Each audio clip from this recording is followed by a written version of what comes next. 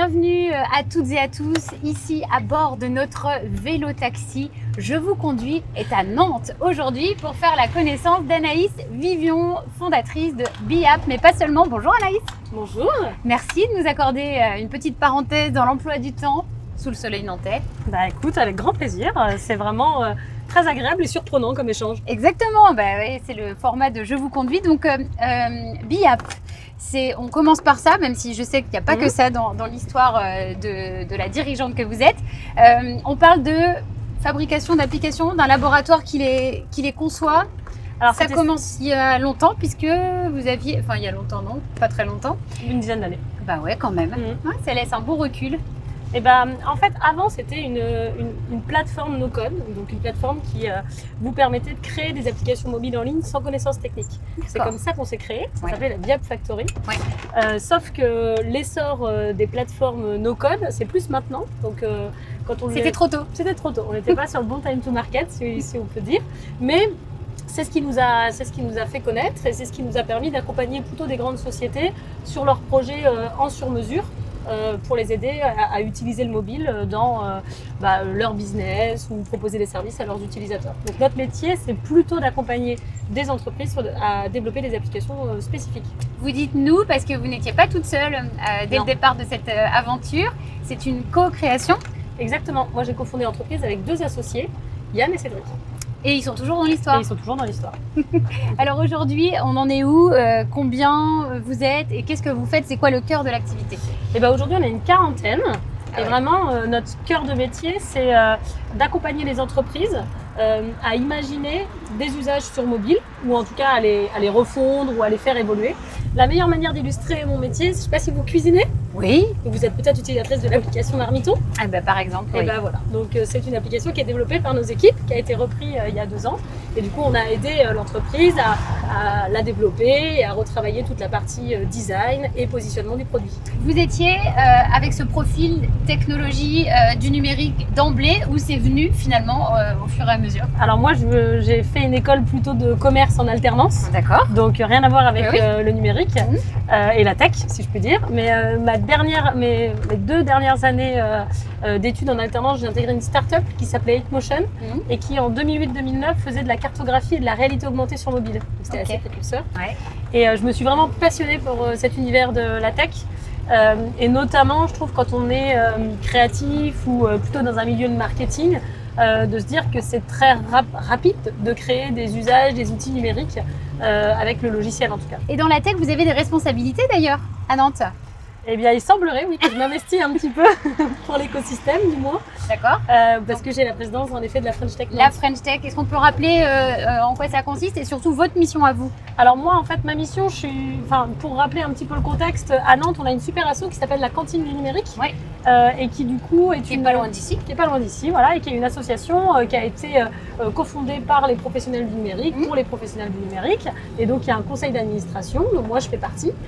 Et donc, moi, j'ai la vice-présidente de ce conseil d'administration et la présidence de la French Tech. D'accord. Concrètement, j'explique un peu le contexte parce que la French Tech, c'est pas toujours facile de comprendre pas évident, ce fonctionnement. La French Tech, c'est vraiment une marque d'État qui a été créée parce que avec la vocation d'essayer de faire en sorte que la tech française soit reconnue à l'international. Et du coup, c'est poussé par le gouvernement. Et puis, on a des capitales dont nous, on fait partie, qui sont des gros écosystèmes de la tech en France. Et donc, on porte, nous, le label French Tech pour faire redescendre des programmes issus du gouvernement. Mais aussi, du coup, on a notre propre couleur, nos propres animations pour faire en sorte de faire rayonner notre écosystème. Moi, ma mission au quotidien, elle va être de 2 façons. De représenter l'écosystème nantais du coup à Paris, donc pour les réunions avec Bercy, puis d'aider l'équipe de direction de la cantine et du conseil d'administration du coup à proposer des actions qui vont faire sens pour nos membres, donc les entrepreneurs de la tech et puis tout ce qui gravite autour. Et puis pour vous présenter de façon complète, même si on est loin d'avoir évidemment parlé de tout, il y a aussi un lien avec le monde de l'équitation, monde des chevaux. Vous m'avez proposé de venir à cheval à la place de venir à vélo. C'est vrai, j'ai proposé cette alternative. Et donc ça, c'est encore une autre casquette. Oui, alors c'est une petite sœur, on peut dire, de BIAP. Oui. Parce que c'est vrai que quand on fait du service pour des clients, des fois on est un peu démangé de créer nos propres produits. Et donc Kéfir, c'est né de journées de créativité de l'équipe pour essayer d'imaginer des usages qu'on serait capable nous-mêmes de porter. Et c'est une petite start-up qui crée un objet qui s'appelle Cavale et qui permet de détecter la chute à cheval. Donc vous le placez sur votre selle et si vous chutez, du coup ça va détecter automatiquement la chute et remonter votre point de chute et la position du cheval. Et donc on peut imaginer que c'est une cavalière qui a eu cette idée-là? Alors oui, je suis cavalière en effet et propriétaire, mais on a surtout beaucoup travaillé avec des groupes de cavaliers parce que dans le monde de l'équitation, on peut être cavalier loisir, ou plutôt professionnel, ou plutôt monter en carrière. Donc on a vraiment travaillé l'usage avec beaucoup de cavaliers pour essayer de répondre à cette problématique puisque le cheval est le 5e sport le plus dangereux au monde. Ah quand même? Et oui. Ouais, on n'imagine pas. Ça fait partie de votre histoire personnelle? Non, mais par contre, j'ai toujours grandi avec les chevaux parce que ma mère était cavalière. D'accord. Je pense que ma mère a fait quelques stages aux urgences du coup, à cause de chute à cheval. Quel genre de dirigeante vous êtes? Est-ce que vous êtes à l'aise dans cette posture? C'est pas un métier qui s'apprend. Comment vous vivez ça, vous? Je ne sais pas si c'est facile de dire quel dirigeant on est. En tout cas, on peut dire plutôt quel dirigeant on essaye d'être. Parce que du coup, ou de ne pas être. Ou de ne pas être. Est-ce que ça s'apprend? Enfin, moi, j'ai monté ma boîte à 23 ans. Et donc, oui, du coup, à la sortie des études, j'avais pas trop de référentiel. Mais j'essaye d'être une dirigeante, en tout cas, qui favorise dans mon entreprise un climat de, on va dire, de liberté ou qui permet, du coup, de libérer le collectif. Il y a des espaces pour ça? J'espère qu'il y a des espaces pour ça. Ces fameuses réunions, voilà, j'essaye que du coup, en tout cas, il y a un management le plus transversal possible, que du coup mes équipes puissent le plus partager, proposer, et puis de faire en sorte que ça soit vraiment une histoire collective. Vous avez un rythme qu'on peut imaginer soutenu, et vous le vivez bien? Très bien, moi je suis une passionnée, donc tout ce que je fais, je le fais avec passion. Et puis tant que ça me plaît et tant que le moteur il est là, du coup, je pense que c'est important. On passe, et surtout dans nos métiers, en tout cas de dirigeants, on passe énormément de temps et d'énergie. Le jour où il n'y a plus la petite flamme ou la petite passion qui fait que du coup on a envie d'y mettre ce petit plus d'énergie, on ne fait plus. Vous pensiez quand vous étiez petite que vous seriez chef d'entreprise dans cet univers-là? Alors moi j'ai toujours eu deux objectifs. Soit du coup je voulais être chef d'entreprise, soit je voulais être circassienne. Ah oui. Parce que j'ai fait 8 ans de cirque quand j'étais petite et du coup c'était soit l'un soit l'autre. Aujourd'hui, on est dans un monde qui bouge énormément, beaucoup d'incertitudes. Est-ce que pour vous c'est source d'opportunités? En tout cas, quels sont les projets qui mobilisent votre énergie, l'énergie des équipes?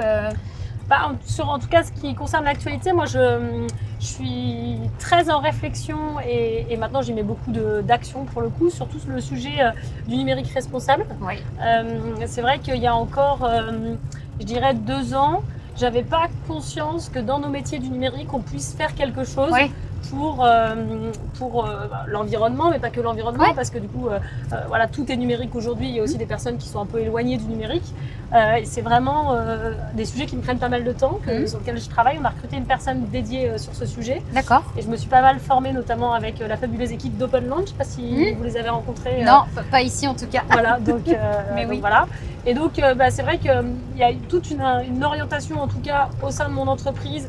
Et c'est des sujets sur lesquels on travaille aussi sur la French Tech, de voir comment on va faire en sorte que le numérique puisse, on va dire, s'intégrer dans le monde de demain. Et donc, oui, ça peut ressembler à quoi un numérique responsable? Pour essayer de mettre des images, des projets concrets derrière?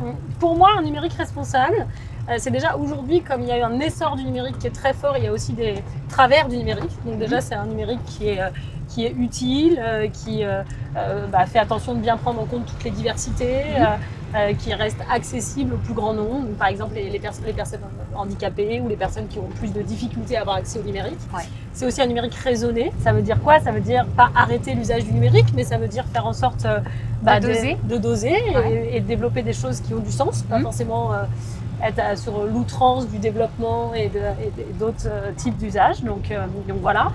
Et puis c'est aussi des acteurs pour moi du numérique qui ont conscience de ce qui se passe aujourd'hui et qui l'intègrent dans leur quotidien, quoi. Ouais. Qu'est-ce que vous aimez ici à Nantes, puisqu'on est en train de se promener tout près des locaux de BIAP? Qu'est-ce qu'il a ce territoire en particulier, puisque vous le connaissez aussi avec ce lien de la French Tech? Alors moi je trouve déjà que c'est un territoire qui est hyper accueillant. C'est vrai que, n'étant pas nantaise, quand je suis arrivée, j'ai été excessivement bien accueillie par les acteurs du numérique et par la ville en tant que telle. Je trouve que c'est une ville très accessible, où il y a beaucoup de Nantais, mais aussi de non-Nantais. Oui. Et donc, c'est très facile de s'y intégrer et vous êtes vite adopté. Je trouve que c'est ça qui est chouette. Et dans le numérique particulièrement, il y a un super état d'esprit, un jeu à la nantaise, comme on aime bien le dire. Et parce que c'est vrai qu'il y a beaucoup de bienveillance, beaucoup d'entraide, beaucoup d'échanges, pas beaucoup de jugement. Et c'est particulièrement agréable parce que du coup, ça permet aussi de trouver une respiration avec les confrères, de pouvoir échanger et de pouvoir partager aussi nos enjeux, nos problématiques. Et ça, c'est chouette. Qu'est-ce qu'on peut souhaiter à BIAP et à Kéfir? Qu'est-ce qu'on peut me souhaiter? Que ça continue de se développer comme ça, c'est bien ça. C'est vrai? Ouais. Ouais, donc finalement, il y a une forme de sérénité quand on vous écoute. En tout cas, moi, je suis une éternelle optimiste. Donc déjà, c'est une bonne maladie. C'est sûr que du coup, le monde économique ou le monde tel qu'il est, il bouge, il se transforme. Mais bon, est-ce qu'on a le choix de toute façon? Non, on y est. Donc pour moi, quand on est entrepreneur, il faut essayer de trouver les bonnes recettes, de rebondir avec l'équipe et de trouver les bonnes formules. Donc on peut souhaiter que d'avancer et de se développer. Quand vous avez des doutes, vers qui vous vous tournez? Moi, quand j'ai des doutes, j'essaye d'aller en discuter avec mes pairs, donc principalement d'autres entrepreneurs. Ça peut être des entrepreneurs de la tech, mais pas que. D'accord. J'aime bien. Pour avoir justement ce regard. Voilà. J'aime bien aussi. J'ai pas mal de mentors ou d'amis entrepreneurs plutôt plus âgés que moi, beaucoup plus âgés que moi, et dans des secteurs complètement différents. Et ça me fait du bien des fois aussi de sortir de nos milieux pour avoir des conseils un peu plus posés, avisés. Donc voilà. Avec du recul. Exactement. Est-ce qu'il y a une personnalité emblématique, vivante ou pas d'ailleurs, qui vous inspire ou qui vous a inspiré? J'ai jamais eu envie de ressembler à une personne célèbre ou quelqu'un. Je dirais que c'est plutôt les entrepreneurs de ma famille qui m'ont plutôt inspirée. Ah. Voilà. Et en particulier? Je dirais ma mère, principalement. Donc qui n'avait pas forcément monté de boîte, mais qui était très entrepreneur dans les milieux associatifs et qui se donnait beaucoup sur ces sujets-là. Une autre manière d'entreprendre, mais qui m'a amené en tout cas à avoir la philosophie de me dire qu'il n'y a pas grand-chose d'impossible. Si on veut, on le peut, quoi. Bon, alors la dernière question est une invitation à entonner une petite chanson ou un petit bout, au moins un refrain. Voilà, c'est juste alors ça peut être une chanson fétiche, ça peut être la chanson du moment, la playlist de ce matin. Je vais être complètement décalée, mais comme moi, ma fille a 3 ans. J'allais dire, ça peut être une comptine. Du coup, on est à fond dans les comptines. Alors, une comptine. Elle s'appelle comment? Un petit homme, pirouette, cacahuète. Il faut continuer. Un petit homme qui avait une drôle de maison, qui avait une drôle de maison. C'est bon? Mais c'est magnifique. Voilà. Bravo. Alors moi, ça me rassure parce que moi aussi j'ai des enfants et je me rends compte que cette chanson est un tube totalement indémodable. C'est ça, exactement. C'est incroyable. Pirouette, cacahuète. Elle s'appelle comment? Lison. Eh ben Lison, spéciale dédicace. Voilà, j'aurais entendu maman chanter sur les bords de Loire. C'est magnifique. Voilà. Merci beaucoup Anaïs et pour toutes ces confidences. Merci pour cette très belle balade et aussi pour la cantine.